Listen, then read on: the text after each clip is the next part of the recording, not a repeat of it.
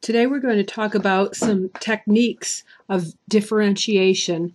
Remember, differentiation means the same thing as finding a derivative, but I always want you to keep in mind what the definition of the derivative is.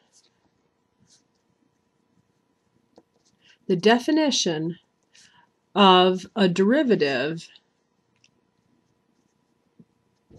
is the limit. We've done this 100 times in class. The limit is h approaches 0 of f of x plus h minus f of x all over h. And remember, the derivative is a rate of change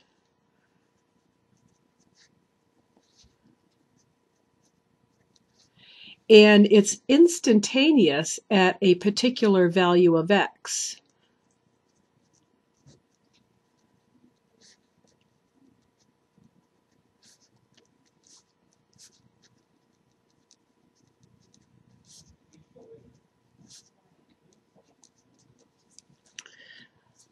All right, it's also the slope of the line that's tangent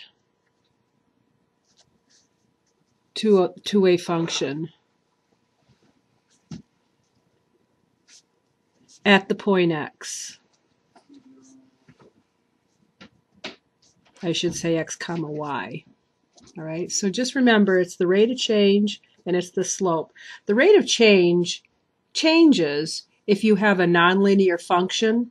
So if we want the rate of change of some function, we're always talking about the rate of change at some particular value of x, and that's instantaneous. And don't confuse this with the average rate of change. The average rate of change is just the difference in y's divided by the difference of x's over an interval. Okay, so that's just the definition. If I ask you to find a derivative using the definition of a derivative, you have to use this little formula that we've used 100 times, and please don't ever forget that formula. But there are some shortcuts to finding derivatives of different functions, and I'll show you some shortcuts today. Here's some rules. The first one is called the constant rule. That means y equals some constant, or f of x equals c. C is a constant. A constant is any number, not a variable. And the derivative of a constant function is always 0.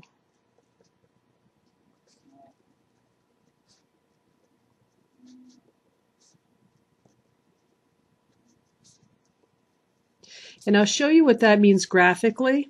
If you have a function, let's say y equals 2. So here's your x and y axes. Let's say you have a function called y equals 2, or f of x equals 2 right here. Y equals 2.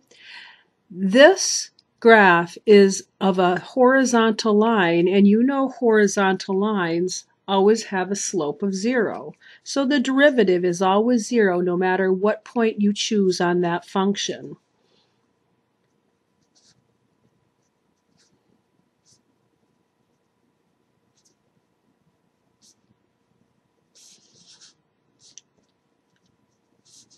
For a horizontal line, the slope is always 0. So that's the constant rule. So for example, let's say f of x is equal to 7. The derivative, which is shortcut with f prime of x is equal to 0. Or in other words, y equals 7. If you graphed y equals 7, it would have a slope equal to 0. And don't be confused or don't be fooled by some hidden constants. Here's another example.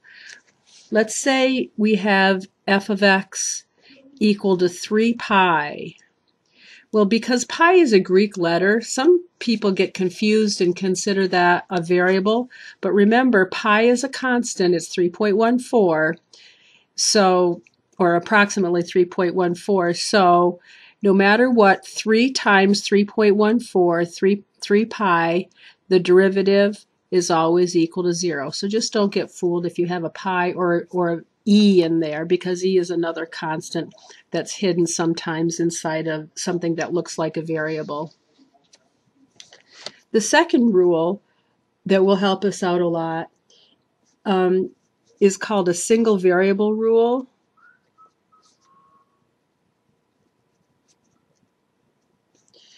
And that means a single variable, that means f of x is equal to x. It's just a single variable, y equals x. So the derivative, f prime of x, is equal to 1. If you consider the graph of y equals x is just that diagonal line that goes through the origin, and it has a rise over run of 1. So if f of x is equal to x, or y equals x, the slope of this curve, or the slope of this function, is always equal to 1. And it doesn't have to be f of x. Sometimes you could have a different function. Maybe it's called s of t. If you're taking physics, you might recognize this as the position function, a position at any time t. So when s of t is equal to t, if these two variables match each other, then s prime of t is always equal to 1. So if you have u of w equal to w, then the derivative is equal to 1. So that's the second one. The third rule, that's really probably the most convenient rule, is the power rule.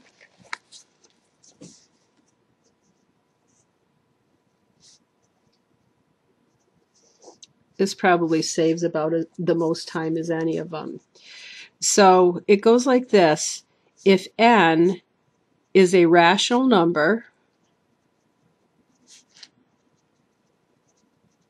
rational number means it can be expressed as a fraction. It could be an integer, but it could be a fraction also. Gosh, I hope this is not blurry for you. Let me check my blurriness factor here. Let's see if that's worse. Maybe that's a little bit better. If n is a rational number, then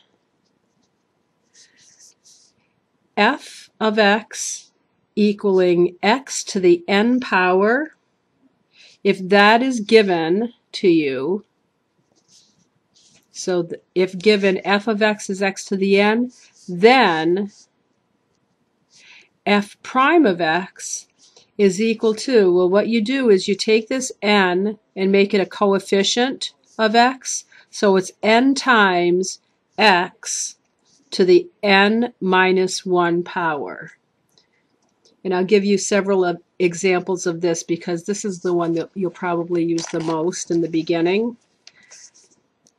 So for example, let's say y is equal to x squared.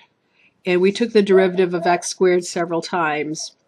But if you want to find the derivative, you call it y prime. That's the derivative. So you take the 2, you pull it down as the coefficient, you multiply it by x, and then you subtract 2 from the exponent, and it's 2 times x to the first, or just 2x.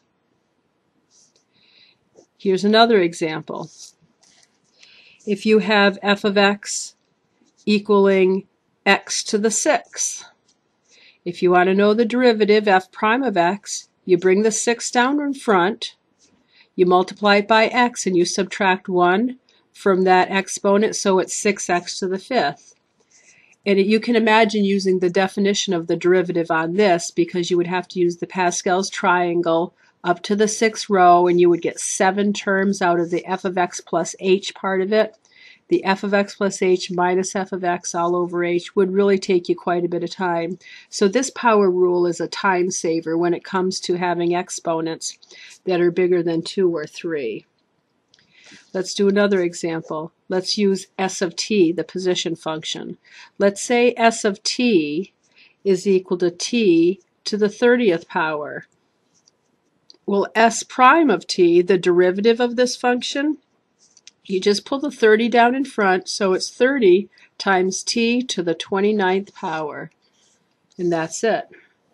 Let's go through some other more unusual examples. Let's say y is equal to 1 over x. Well, that doesn't look like any of the other examples, but what you want to do is you want to rewrite this. Now this is where your Algebra 2 skills are going to come in really handy, because if you remember 1 over x is the same thing as y is equal to x to the negative 1 power. And then if you want to take the derivative, it's really easy because you just pull the negative 1 down in front, you multiply it by x, and you subtract 1 from a negative 1, and you get negative 2. So it's negative 1 times x to the negative 2, or if you want to rewrite that, the whole thing would be, y prime would be equal to, the whole fraction is negative, and x to the negative 2 is 1 over x squared. So the derivative of 1 over x is negative 1 over x squared. That's another example where the definition of the derivative would be rather time consuming. We've done problems like this before.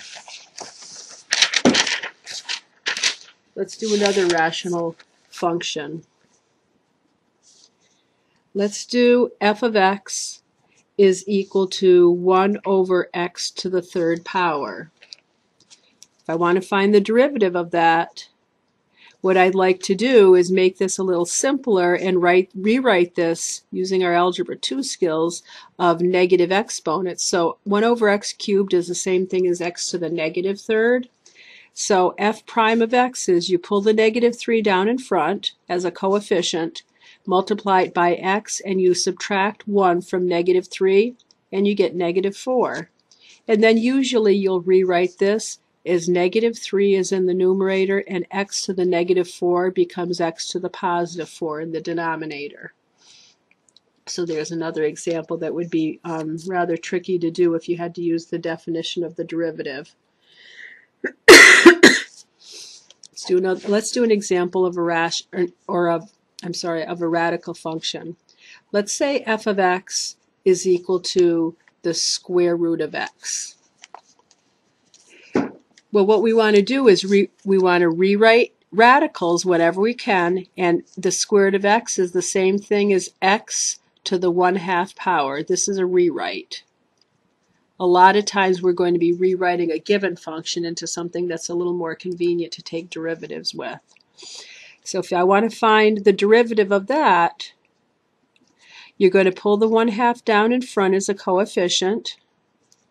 You're going to multiply it by x, and then you're going to subtract 1 from 1/2.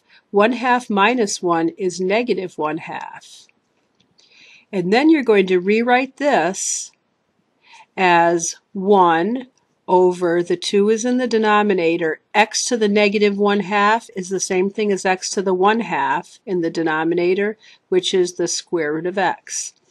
And I think from our previous classwork, we've seen that we have taken the derivative of the square root of x, and we've had to rationalize the numerator when we do f of x plus h minus f of x. But this is a little bit easier to take the derivative using the power rule, and maybe you remember that this would be the derivative of the square root of x from our previous work. Let's do another couple of examples using radicals. Let's say s of t, another position function, is equal to 1 over the cubed root, let's do 4 over the cubed root of t. We're going to rewrite that, the cubed root of t, because this is in the denominator. Remember, the cubed root is to the 1/3 power. You're going to rewrite this into 4 is in the numerator, so we'll just keep that as a 4.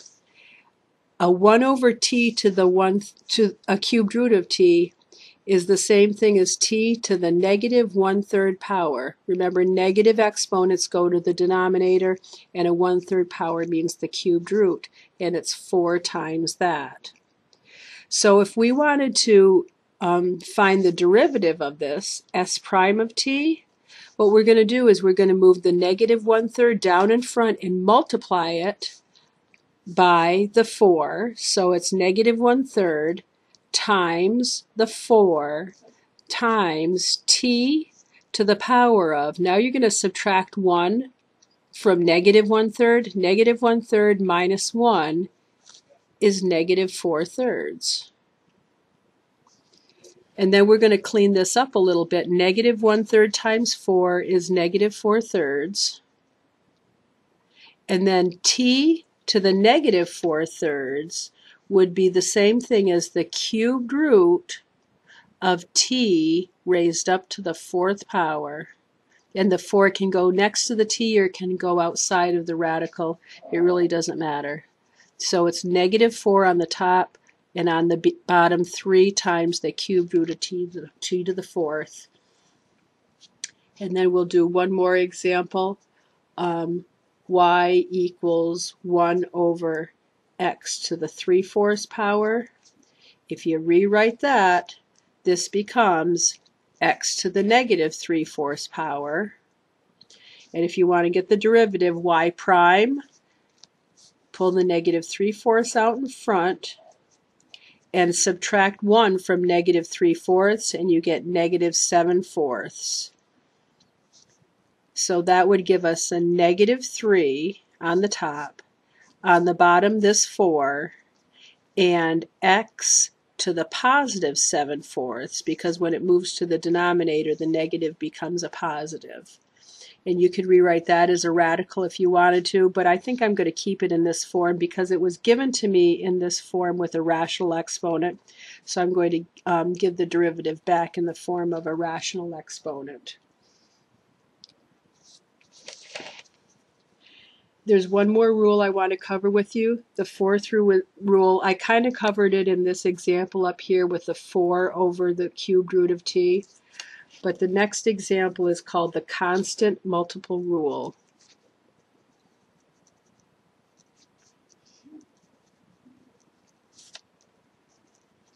And the constant multiple rule says if the function is differentiable, let's say if f of x is differentiable, and that's really all we're going to be dealing with in the beginning. Everything we'll have is differentiable, but we always have to make this little caveat to be mathematically correct. If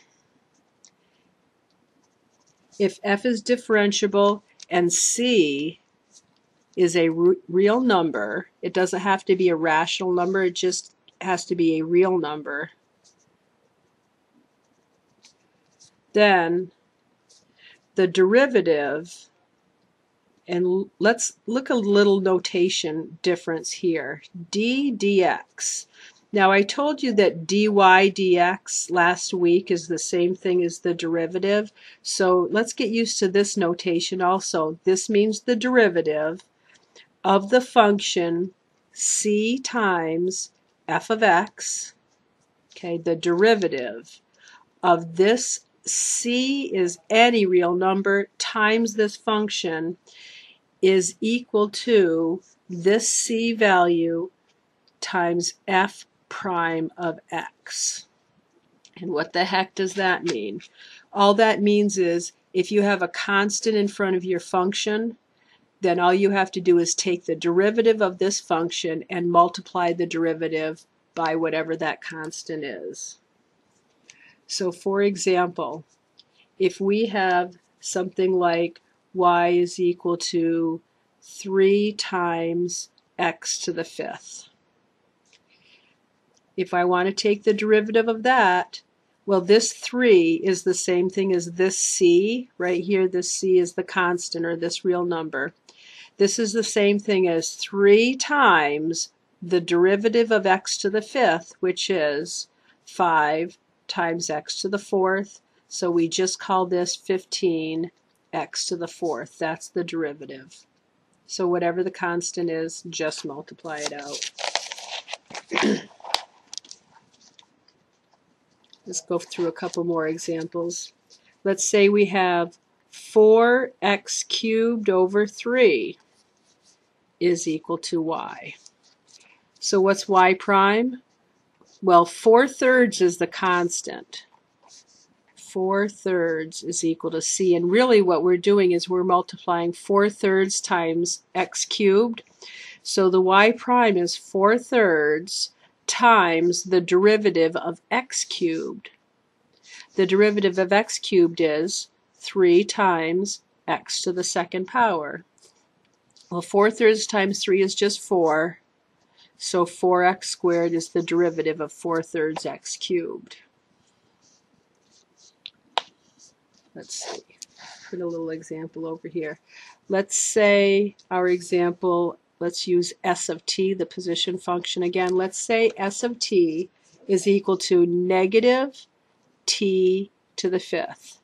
Well, negative t to the fifth is just the same thing as negative 1 times t to the fifth. So if we want to take the derivative of that, it's just negative 1, and I don't need to put the 1 in there. So negative 1 times 5t to the fourth power. That's pretty simple. Right. Let's get, how are we doing on time? Oh, let's do just one more example here. Let's take the hardest one of all, I guess. Let's do y is equal to negative 12 divided by the cubed root of x to the fifth. Well, what we want to do is we want to rewrite this.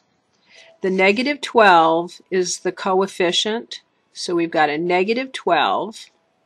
And then the cubed root of x to the fifth in the denominator would be x to the negative 5/3. Okay, negative exponents, remember, land in the denominator. And when you have a cubed root of something to some power, this goes in the numerator and the index goes in the denominator. So now what we want to do to find y prime of x, or y prime, is we want to take the negative 12, which is the coefficient out front, multiply it by the negative 5/3, which comes down in front, of times x, and now subtracting 1 from negative 5/3, negative 5/3 minus 1 is negative 8/3. And now we just need to clean things up a little bit. Y prime, negative 12, this is over 1. Negative times negative is positive, and a 12 on the top and a 3 in the bottom will give you a 4/1. So 4 times 5 is 20. X to the negative 8/3, well, negative exponents go in the denominator, and it looks like it is the cubed root of x to the 8th power. And that's probably about all I'd want to do with that derivative. So there is the final negative times negative, 12 times 5/3, I think is 20. And that's about it. We'll get lots of practice of this on this in class.